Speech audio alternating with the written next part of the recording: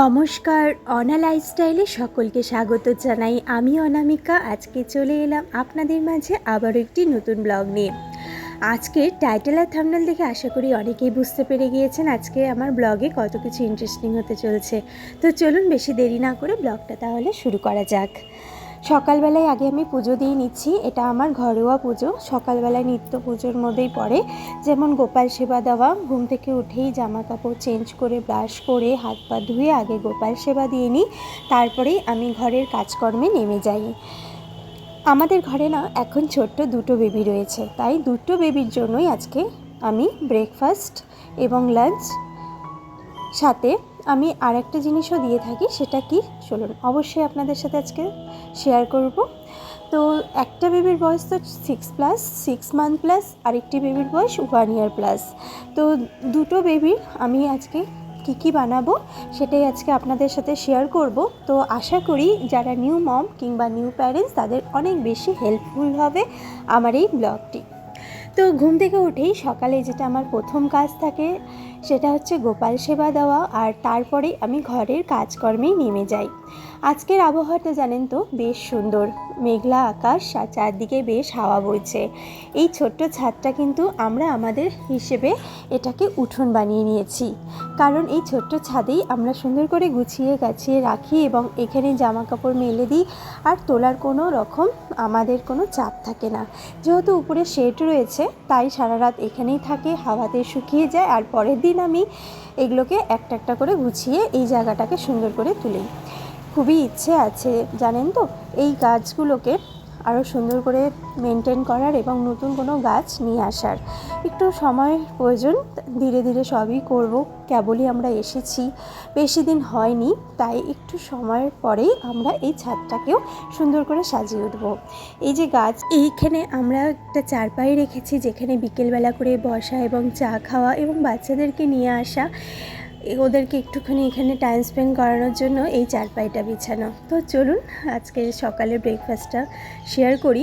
আমার শান, যার বয়স হচ্ছে 1 ইয়ার প্লাস, তো ওর জন্য একটু চিড়া ভিজিয়ে রাখলাম, যেহেতু প্রচণ্ড গরম, আর এই গরমের সিজনে কিন্তু চিড়া অবশ্যই খাওয়ানো প্রয়োজন, বিশেষ করে সকালবেলাটাই। এর মধ্যে আগের দিন রাতে ভিজিয়ে রাখা খেজুর দিয়ে দিলাম, আর খেজুরের উপরের ছিলকাগুলো কিন্তু বাদ দিয়ে দিব। আর এর মধ্যে কিশমিশ কিংবা আপনারা চাইলে আমন্ড বাদাম, আমি এখানে আখরোট বাদাম ভিজিয়ে রেখেছিলাম তো সেগুলো আমি দিয়ে দিলাম, আর কিশমিশ কিছুটা দিয়ে দিলাম। আর এই কিশমিশটা না রাত্রেবেলায় আমি ভালো করে ধুয়ে ভিজিয়ে রেখেছিলাম, ধরতে গেলে পুরো 2 গ্লাস হবে। আর এই 1 গ্লাস আমি আমার ছেলের জন্য রেডি করছি, আর 6 মাস প্লাস যে বেবি রয়েছে সেও কিন্তু অনায়াসে সেটা খেতে পারে। শুধু বেবিরা না, এটা কিন্তু আমরা বড়রাও কিন্তু খেতে পারি। সকালবেলায় যদি আপনারা ব্রাশ না করে বাসি মুখে এই কিশমিশ ভেজানো জলটা খান না, ভীষণ উপকারী। আর চিয়া সিড তো আমি রেগুলার খেয়ে থাকি পেটের ভুঁড়িটা কমানোর জন্য। তো এখানে আমি চিড়াটা ভালো করে সেদ্ধ করে নেব। এই সেদ্ধ চিড়াটা কিন্তু 6+ বেবি যে রয়েছে আমার ঘরে তার জন্য।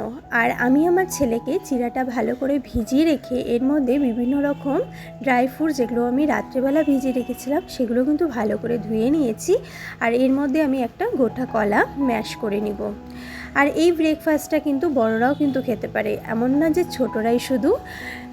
এখানে আমি এই ব্রেকফাস্টটা অনেক সময় আমি নিজেও খেয়ে থাকি এবং আমি আমার বাড়িতে যারা রয়েছে তাদেরকেও সার্ভ করে থাকি।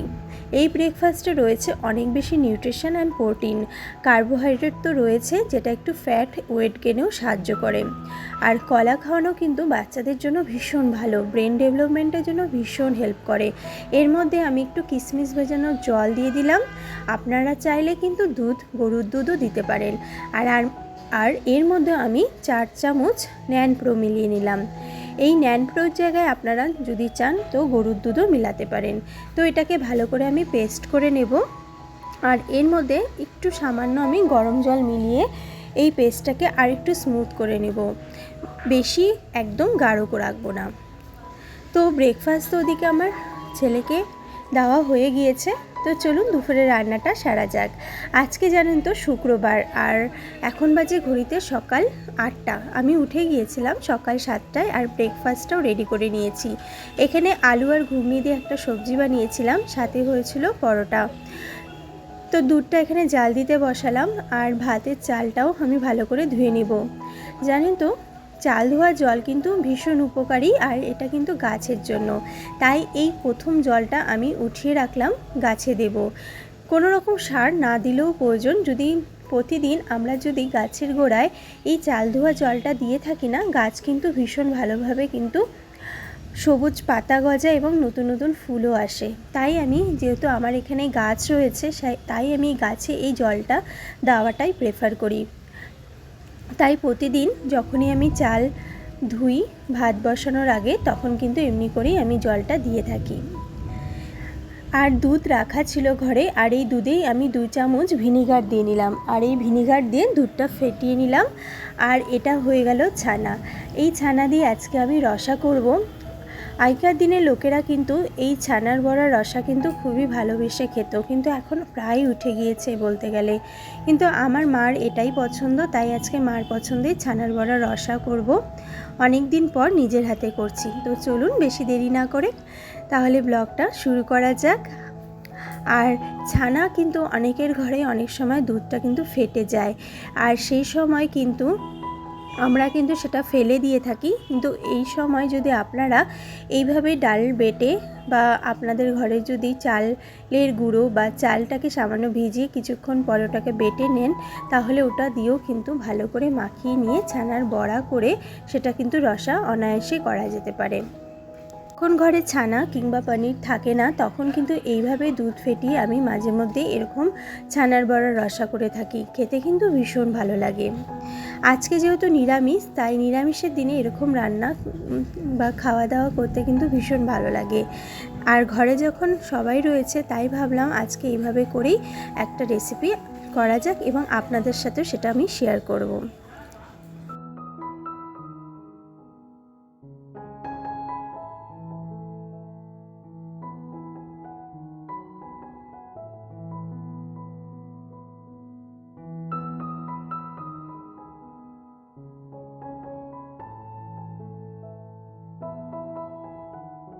এদিকে বড়াগুলো এভাবে করে রেডি করে রেখেছি। ফ্রিজের মধ্যে মোচা ছিল, কাটা ছিল, সেই মোচাগুলো আমি এখানে সেদ্ধ করে নেব। তো আজকে অনেক রকমেরই নিরামিষ পদ রান্না করব, আর তার জন্য কিন্তু এত কিছু প্রিপারেশান।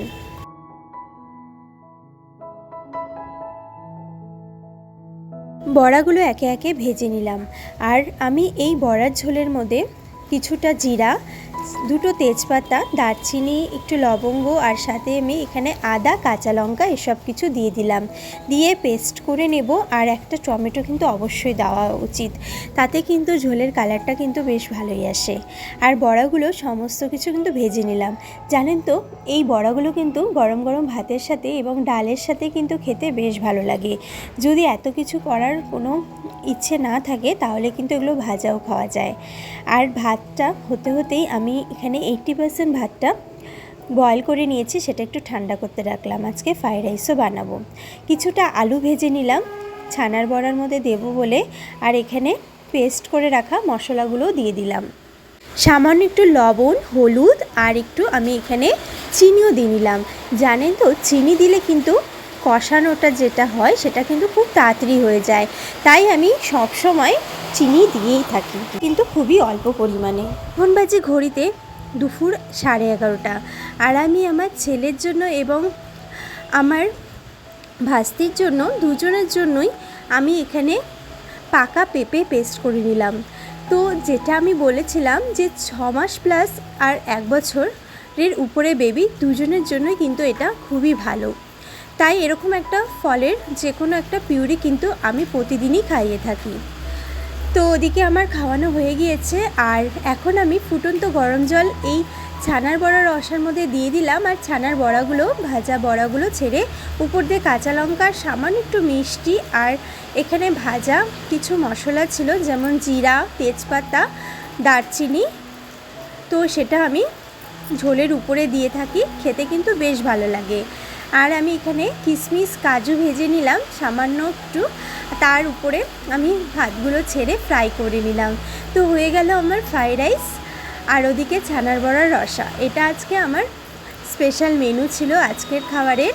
আর এখানে আমি বিনস পোস্ত করছি।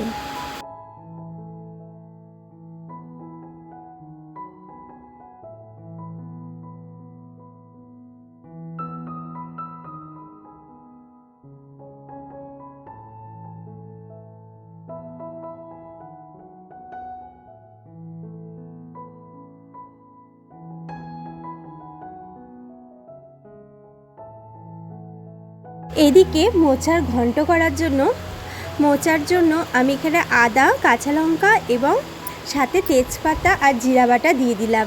তার মধ্যে পরিমাণ মতন হলুদ, লবণ আর চাল ভিজে রেখেছিলাম আতপ চাল গোবিন্দভোগ, সেটাও দিয়ে দিলাম। দিয়ে ভালো করে কষিয়ে নেব।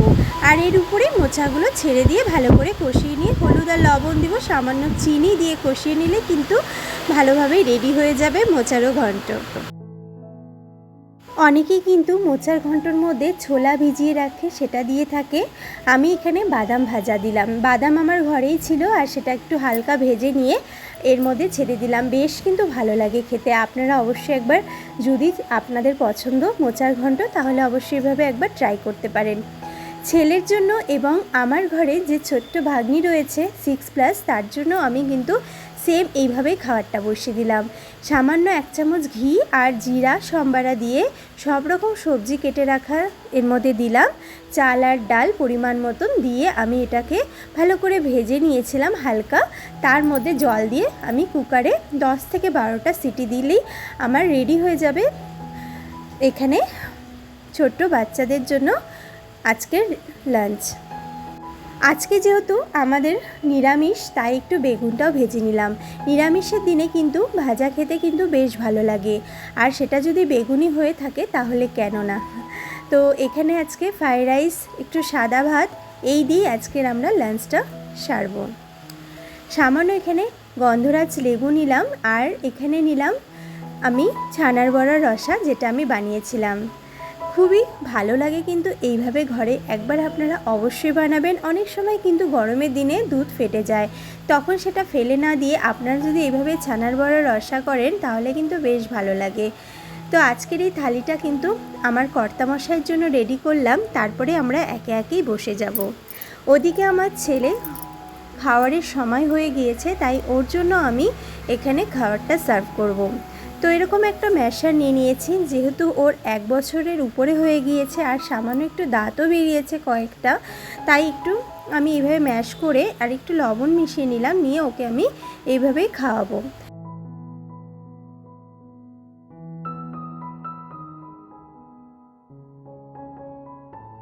না খুব ভালো হয়েছে, খুব ভালো হয়েছে। ভীষণ ভালো হয়েছে। মা কেমন হয়েছে রান্না? দারুণ, সেই টেস্টি টেস্টি হয়েছে রান্নাগুলো।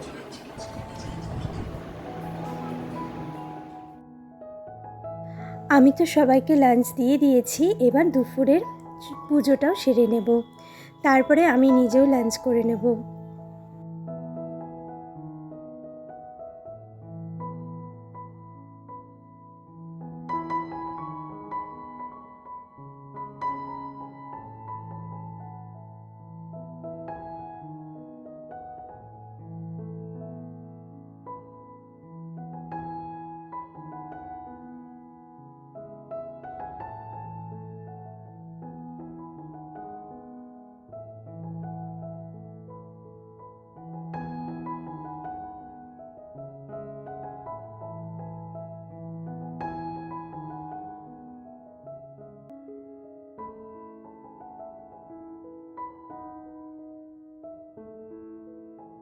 পুজোটা হয়ে গিয়েছে, এবার আমিও লাঞ্চটা সেরে নেব। এখন বাজে ঘড়িতে সন্ধ্যে 6টা, আর আমি বিকেলবেলা ব্রেকফাস্ট রেডি করছি। এটা কিন্তু দুজনই খেতে পারবে। এখানে আমি নিয়েছি মাখানার গুঁড়ো, সাথে নিয়ে নিলাম ন্যাস্টাম পাউডার, আর সাথে নিয়েছি আমি ন্যানপ্রো। সমস্ত কিছু গরম জলে এভাবে গুলিয়ে নিব, একটা পাতলা ব্যাটার করে নেব। যদি আপনারা 6 মাসের বেবিকে দিয়ে থাকেন তাহলে খুবই পাতলা ব্যাটার করবেন, আর 1 বছরের বেবি হলে সামান্য একটু ব্যাটারটা ঘন হলেও সেটা কিন্তু ঠিক থাকবে। আর এখন আমরা বিকেলবেলা একটু বেরোবো, তাই সবাই মিলে রেডি হব। তার আগেই আমি আমার ছেলেকে আগে খাইয়ে দিলাম, আর তারপরে ওকে রেডি করব।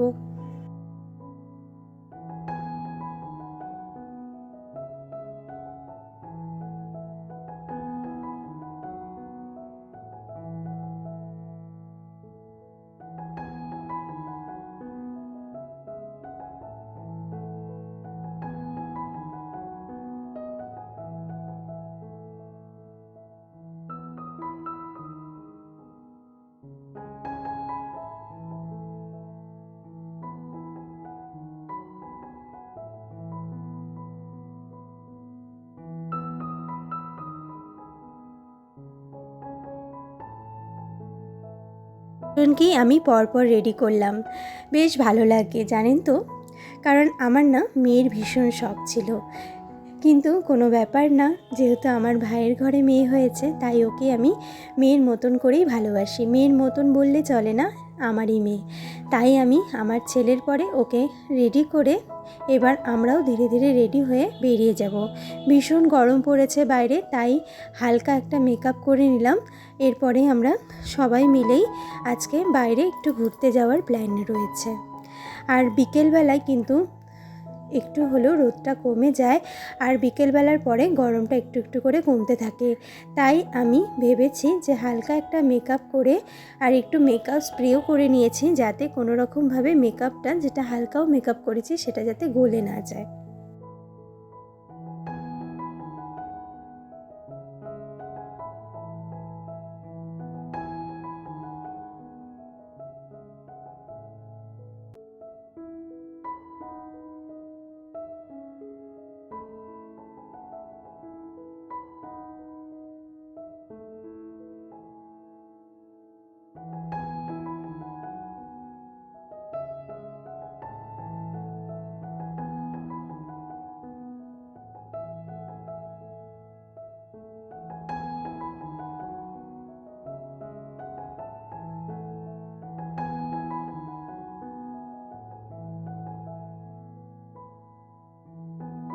তো আমরা তো পুরোপুরি তৈরি হয়ে গিয়েছি বাইরে যাওয়ার জন্য।